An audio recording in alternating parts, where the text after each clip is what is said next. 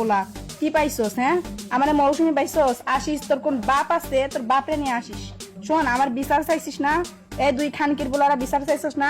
কথা হচ্ছে এই খানকির বলা হচ্ছে যে প্রবাসে ইনকাম করতে যায় নাই, এই গেছে গালাগালি করার দরকার নেই। মানুষের ওই যে আছে না ওই থাম। ঠিক মতো কথাই তো বলতে পারস না, তুতলাইয়া তুতলাইয়া কথা বলস। আগে নিজের যোগ্যতা অর্জন কর, তারপর কথা বল। হেই শালার ডার ব্যাটারি, আগে নিজের বউকে সামলা। ঠিক মতো তো এখন নিজের বউকে সামলাইতে পারস না। বেহাইয়া বেহাইয়া নির্লজ্জ কাপুরুষ। সামান্য কয়টা বিউর জন্য নিজের বউকে লাগাইয়া দিছস ফতিতা ব্যবসা করতে।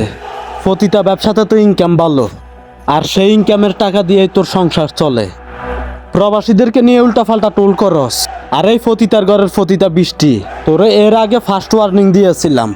আমার ভাই শফিককে স্কিনে তুলছস, আজকে তুই আবার আলমগীর ভাইকে এবং শফিক ভাইকে স্কিনে তুলে গালিগালাজ করতেছস। প্রিয় গাইবান্ধাবাসী, আপনারা কি অন্ধ? আমার তো মনে হয় আপনাদের গাইবান্ধা জেলার ভিতরে যতজন মানুষ আছে সবাই অন্ধ। আপনারা যদি অন্ধ না হইতেন তাহলে প্রতিটা দিনের পর দিন অশ্লীলভাবে ভিডিও করে কিভাবে প্রবাসীদেরকে গালিগালাজ করতে পারে। যদি আপনারা বিচার না করতে পারেন তাহলে আমাদের হাতে তুলে দেন।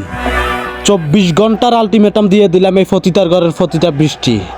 এই 24 ঘন্টার ভিতরে যদি প্রবাসীদের কাছে ক্ষমা না চাইছস তাহলে তোকে দেশ থেকে দেউলিয়া কইরা দেমো।